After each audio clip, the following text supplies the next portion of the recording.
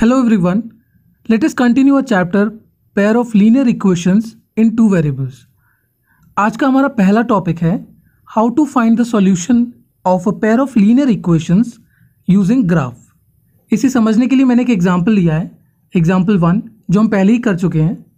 एक बार मैं आपके लिए रिकॉल कर देता हूँ. अखिला नाम की एक लड़की थी जो एक विलेज में एक मेले में जाती है. वहाँ पर वो एक जाइंट व्हील पर झूला झूलना चाहती थी एंड एक गेम खेलना चाहती थी, hoopla. And the number of times she played hoopla is half the number of rides. मतलब जितनी बार उसने जाइंट व्हील पर झूला झूला है उसके आधे नंबर पर उसने गेम खेला है. ओके, मैं पहले भी समझा चुका हूँ. फॉर एग्जांपल, अगर 10 बार उसने झूला झूला है तो 5 बार उसने हुपला खेला है. और हमें ये इन्फॉर्मेशन दे रखी थी कि एक राइड के लिए 3 रुपये देने पड़ेंगे एंड एक बार गेम खेलने के लिए 4 रुपये देने पड़ेंगे. एंड टोटली उसने 20 रुपये स्पेंड किए थे. चलिए देखते हैं कैसे करते हैं हम इसको. Let number of rides be x. हमने नंबर ऑफ राइड्स को एक्स से रिप्रेजेंट किया है and number of time she played hoopla be y. कितनी बार उसने हुपला खेला है उसको हमने वाई से रिप्रेजेंट किया है. अब हमें पता है कि अगर वो 10 बार जाइंट व्हील पर राइड लेती है तो कितनी बार वो हुपला खेलेगी? 5 बार, है ना. बोला गया है कि जाइंट व्हील पर जितनी बार वो राइड लेगी उसके आधे नंबर पर वो हुपला खेलेगी. तो हमने जाइंट व्हील को तो x से रिप्रेजेंट किया है एंड हुपला को y से. तो हमारे पास क्या इक्वेशन बनेगी? y is equals to half x, है ना. अब इसको थोड़ा सिंप्लीफाई करते हैं. 2 यहाँ पे डिवाइड हो रहा है, वहाँ जाएगा तो क्या हो जाएगा?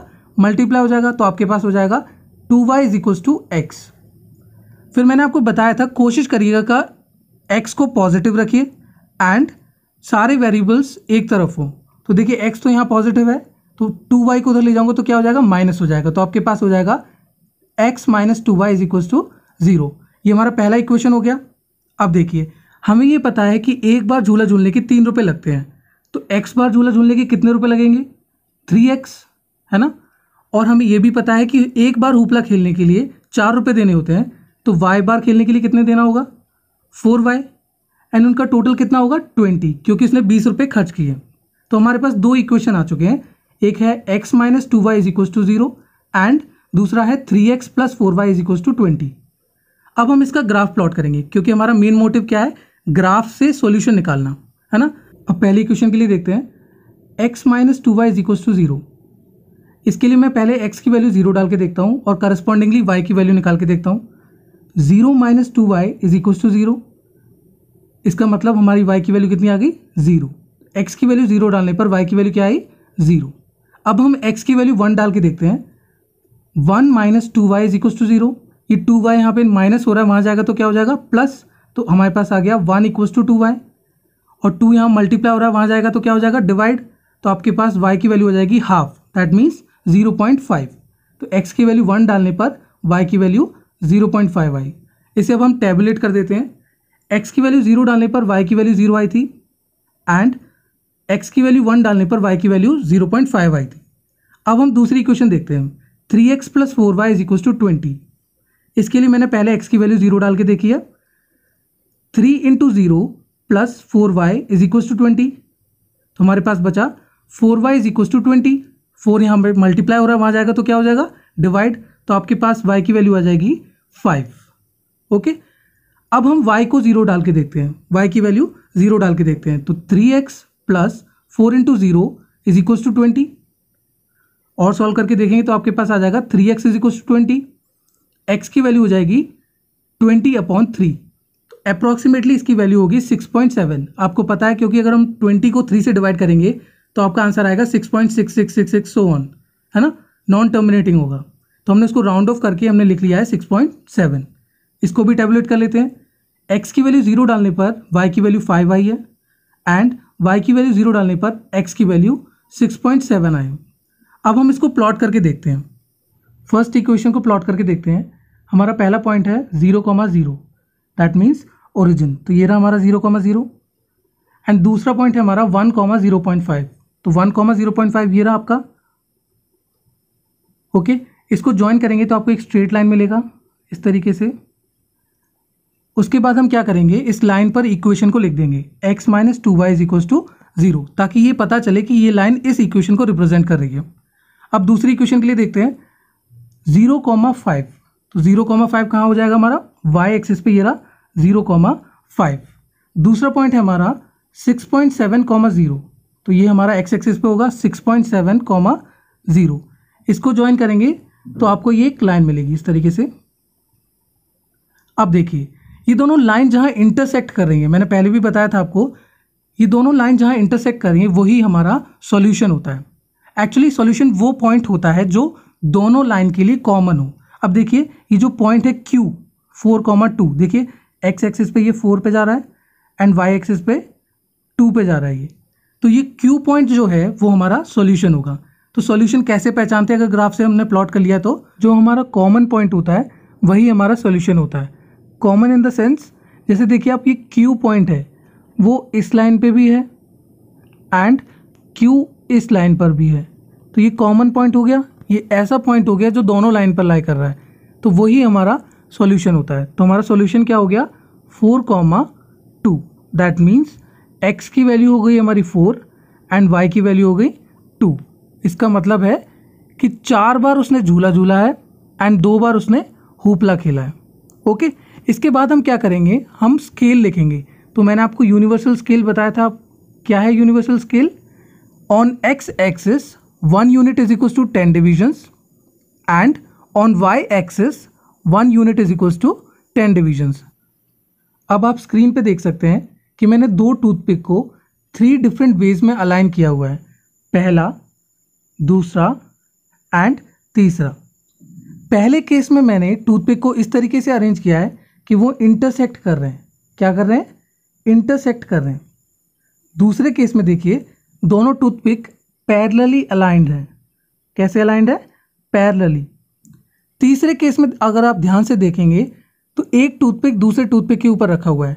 इस केस को हम बोलते हैं कोइंसिडेंट, एक के ऊपर एक, कोइंसिडेंट। अब देखिए यहाँ पे तो आपको पता है कि टूथपिक इंटरसेक्टिंग है या पैरेलल है या फिर कोइंसिडेंट है। क्यों? क्योंकि आप उसको देख सकते हैं। लेकिन हमें जो पेयर ऑफ लीनियर इक्वेशंस दिए जाते हैं, अगर हम उसका ग्राफ प्लॉट ना करें तो हम कैसे बताएंगे कि ये इंटरसेक्टिंग लाइंस हैं या पैरेलल है या कोइंसिडेंट है ना?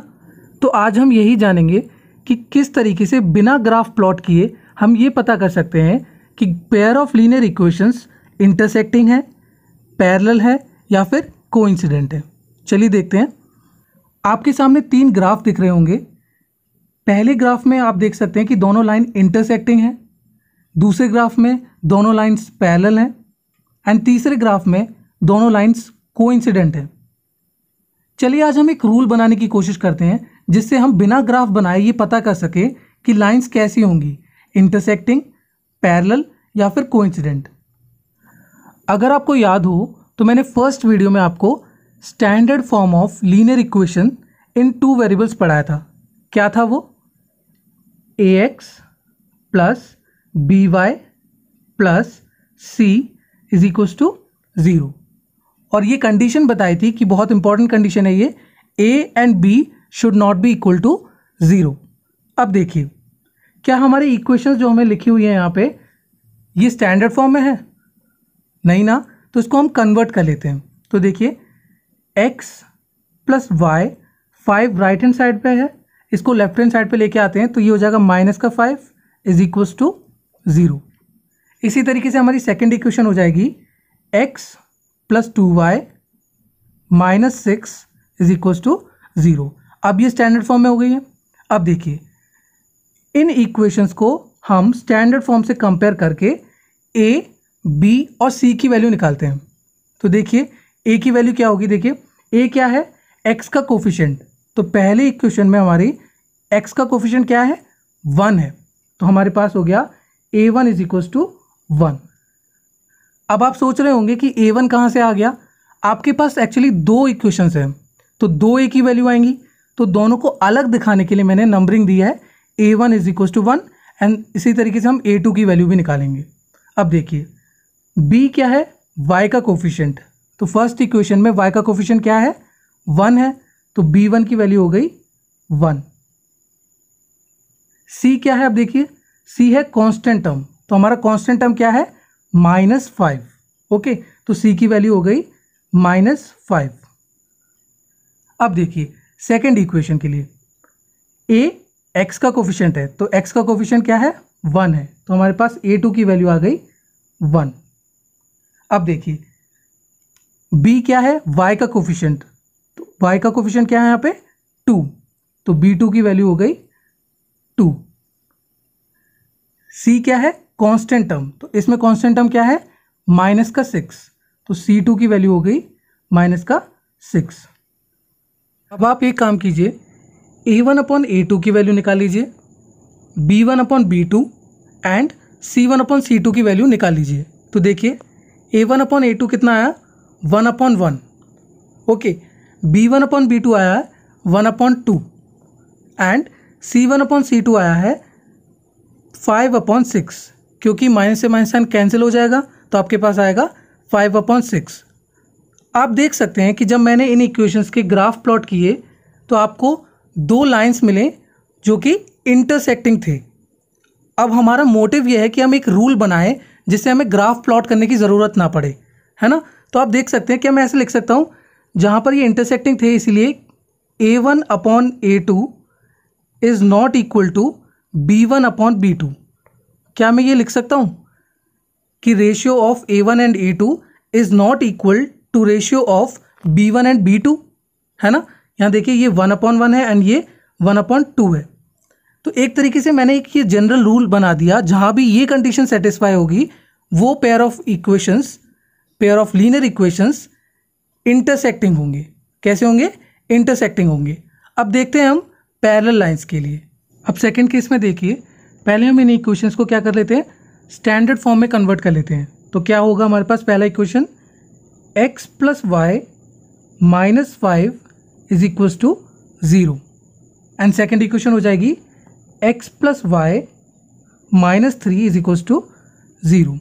अब देखिए जैसे हमने पहले केस में a1 a2 b1 b2 and c1 c2 की वैल्यूज़ निकाली थी, उसी तरीके से इस केस में भी हम इन सब की वैल्यूज़ निकालते हैं। तो देखिए a क्या होता है x का कोफिशिएंट, तो हमारा x का कोफिशिएंट क्या है यहाँ पे पहली इक्वेशन में 1 है, तो हमारे पास a1 की वैल्यू आ गई 1। b क्या होता है y का कोफिशिएंट, तो फर्स्ट इक्वेशन में y का कोफिशिएंट क्या है 1, तो b1 की वैल्यू आ गई 1। c क्या होता है कांस्टेंट टर्म, तो हमारा कांस्टेंट टर्म क्या है -5, तो c1 हो गया हमारा -5। अब देखिए सेकेंड इक्वेशन से हमारी वैल्यूज़ क्या आती हैं, a2 = 1, x का कोफिशिएंट क्या है 1, b2 = 1, आपने देखा यहाँ पे y का कोफिशिएंट क्या है 1 एंड c2 = -3। अब देखिए जैसे वहाँ पे हमने रेशियो निकाला था वैसे ही हम यहाँ पे भी रेशियो निकालते हैं, a1/a2 b1/b2 एंड c1/c2। आप देख सकते हैं a1/a2 क्या आया 1/1 एंड b1/b2 क्या आया 1/1 एंड c1/c2 क्या आया 5/3, क्योंकि माइनस माइनस कैंसिल हो जाएगा तो आपके पास बचेगा 5/3। तो यहाँ पर अगर हम रिलेशनशिप बनाने की कोशिश करें तो आप देख सकते हैं आपके पास आया है a1/a2 = b1/b2 is not equal to c1/c2। आप देख सकते हैं ये दो रेशियो तो सेम आए हैं 1/1, बट लास्ट वाला रेशियो जो है वो डिफरेंट आया है। तो हम इसको लिख सकते हैं a1/a2 = b1/b2 is not equal to c1/c2। अगर आपको पेयर ऑफ लीनियर इक्वेशंस दे रखे हैं और आपको ये पता करना है कि वो पैरेलल है तो इस कंडीशन को सेटिस्फाई करना पड़ेगा उसको।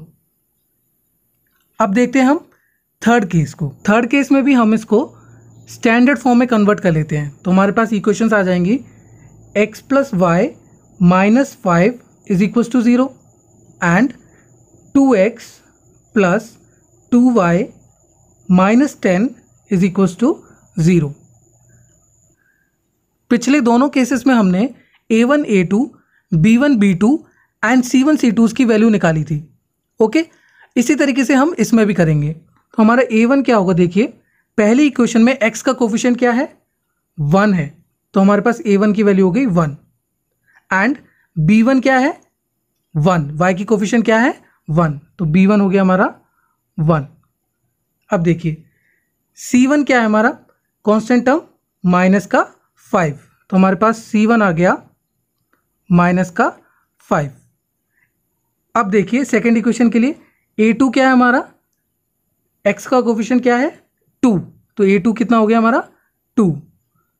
B2 क्या है हमारा y का कोफिशिएंट देखिए 2, तो B2 की वैल्यू होगी 2 एंड C2 की वैल्यू है माइनस का 10। देखिए कांस्टेंट टर्म क्या है हमारा माइनस का 10। इसके बाद हम क्या करेंगे, रेशियो निकालेंगे A1/A2, B1/B2 एंड C1/C2। आप देख सकते हैं आपका रेशियो क्या आया है, A1/A2 कितना है 1/2, B1/B2 कितना है 1/2 एंड C1/C2 कितना है, ये भी एक तरीके से 1/2 है, क्योंकि देखिए 5 1 5 एंड 5 2 10, तो आपके पास तीनों रेशियो 1/2 के इक्वल आए।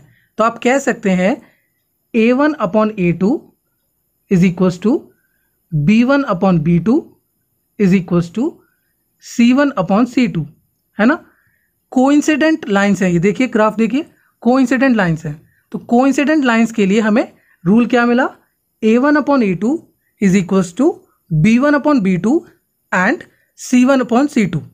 अब देखिए अब आपको रूल तो मिल गया, आप बिना ग्राफ प्लॉट करे ये बता सकते हैं कि pair of linear equations intersecting होंगी या फिर पैरेलल होगी या फिर कोइंसिडेंट होंगी। अब देखिए एक चीज़ और देख लीजिए आप, अगर आपकी लाइंस इंटरसेक्टिंग है तो आपके पास कितने सॉल्यूशंस होंगे। देखिए मैंने बताया था आपको सॉल्यूशन क्या होता है, कॉमन पॉइंट होता है, ऐसा पॉइंट जो दोनों लाइंस पे हों। अब देखिए यहाँ पे ये कॉमन पॉइंट एक ही है ना, जो दोनों लाइन पे लाई कर रहा है। तो आप इंटरसेक्टिंग के केस में आपको एक ही आंसर मिलेगा। कितने सॉल्यूशन मिलेगा आपको, एक मिलेगा। तो आप कह सकते हैं कि आपके पास यूनिक सॉल्यूशन होगा, एक ही है। ओके, इंटरसेक्टिंग के केस में आपके पास यूनिक सॉल्यूशन होगा, एक ही होगा। अब देखिए पैरेलल में देखिए कोई ऐसा पॉइंट दिख रहा है आपको जो कॉमन है, जो दोनों लाइन पर लाई कर रहा हो, कहीं दिख रहा है आपको, नहीं ना। इसका मतलब आपको यहाँ पे कोई भी सॉल्यूशन नहीं मिलेगा, तो आपके पास होगा नो सॉल्यूशन। दैट मीन्स आपके पास पैरेलल लाइंस में कोई आंसर नहीं मिलेगा। तीसरे केस में देखिए ये कोइंसिडेंट है, तो आप कह सकते हैं अगर ये वाला पॉइंट की बात करूं मैं, तो ये पॉइंट दोनों लाइन पे लाई कर रहा है। इसी तरीके से अगर मैं नीचे वाले पॉइंट की बात करूं तो ये भी लाई कर रहा है। सारे पॉइंट्स आप देख सकते हैं दोनों कॉमन है, दोनों लाइंस पे लाई कर रहे हैं। तो आप ऐसे कह सकते हैं कि कोइंसिडेंट लाइंस के केस में आपके सॉल्यूशंस कितने होंगे, इनफाइनाइटली मैनी। आप गिन नहीं सकते, जितनी लंबी लाइन आप बनाएंगे उतने आंसर्स होंगे। ओके, अब देखिए हमने जो अभी तक रूल्स बनाए थे पैरेलल लाइंस के लिए, कोइंसिडेंट लाइंस के लिए, इंटरसेक्टिंग लाइंस के लिए, उनको समराइज़ कर लेते हैं। आपके पास अगर दो इक्वेशंस हैं a1x plus b1y plus c1 is equals to 0 and a2x plus b2y plus c2 is equals to 0, तो क्या कंडीशंस होंगी जिनसे आप पता कर सकते हैं कि लाइंस इंटरसेक्टिंग है, कोइंसिडेंट है या फिर पैरेलल है। तो देखिए इंटरसेक्टिंग के लिए क्या कंडीशन है, a1/a2 is not equal to b1/b2, तो ratio of a1 and a2 is not equal to ratio of b1 and b2। और मैंने अभी आपको बताया था इंटरसेक्टिंग के केस में आपको कितने आंसर मिलेंगे, एक मिलेगा, तो आप क्या कहेंगे, यूनिक सॉल्यूशन है आपका। अब देखिए कोइंसिडेंट के लिए क्या कंडीशन होगी, a1/a2 is equals to b1/b2 is equals to c1/c2, तीनों रेशियोज इक्वल होंगे और आपको आंसर्स कितने मिलेंगे, इन्फिनाइटली मैनी सॉल्यूशंस। इसी तरीके से पैरेलल लाइंस के लिए हमने पढ़ा था a1/a2 is equals to b1/b2 is not equal to c1/c2, और आंसर के लिए हमने क्या पढ़ा था, कितने सॉल्यूशंस होंगे उसके, 0 सॉल्यूशंस होंगे, कोई सॉल्यूशन नहीं होगा आपका, तो आपके पास होगा नो सॉल्यूशंस। ओके, अगर आपको मेरी वीडियोस पसंद आ रही हैं तो प्लीज़ अपने दोस्तों के साथ इसको शेयर कीजिए ताकि उनको भी इसका फ़ायदा मिले, एंड चैनल को please like, share and subscribe करें। अब देखिए पेयर ऑफ लीनियर इक्वेशंस दो टाइप्स के हो सकते हैं, कौन कौन से, कंसिस्टेंट एंड इनकंसिस्टेंट। इनके मतलब देखते हैं हम। पहले देखिए consistent, a pair of linear equations in two variables which has a solution is called consistent pair of linear equations. क्या मतलब है इसका? अगर आपको दो लीनियर इक्वेशंस दे रखे हैं और आपने उसको सॉल्व किया और आपके पास आंसर आया, आपको सॉल्यूशन मिला, तो वो कैसे लीनियर इक्वेशंस होंगे? Consistent pair of linear equations होंगे। अभी आपने देखा था इंटरसेक्टिंग के केस में आपको कितने सॉल्यूशन मिल रहे थे? एक मिल रहा था। तो इसका मतलब इंटरसेक्टिंग लाइंस कैसी होती हैं? Consistent pair of linear equations होती हैं। तो consistent pair of linear equation का एग्जांपल हो गया इंटरसेक्टिंग लाइंस। दूसरा देखिए, कोइंसिडेंट में आपको कितने आंसर मिल रहे थे? इन्फिनाइटली मैनी सॉल्यूशंस, है ना? तो वहाँ पे भी आपको आंसर मिल रहा है। तो इसका मतलब कोइंसिडेंट लाइंस भी consistent pair of linear equations में आते हैं। अब देखिए, कोइंसिडेंट लाइंस को एक और नाम दिया गया है, डिपेंडेंट पेयर ऑफ इक्वेशंस। आप इस तरीके से समझ सकते हैं, एक लाइन दूसरे लाइन के ऊपर डिपेंडेंट है, इसलिए इसको ये नाम मिला है। अब देखिए, इनकंसिस्टेंट क्या है? A pair of linear equations in two variables which has no solution is called inconsistent pair of linear equations. मतलब वो पेयर ऑफ लीनियर इक्वेशंस जिनका कोई सॉल्यूशन ना हो। अब ऐसा तो एक ही केस बचता है, पैरेलल वाला, है ना? तो पैरेलल लाइंस क्या होती हैं? Inconsistent pair of linear equations होती हैं।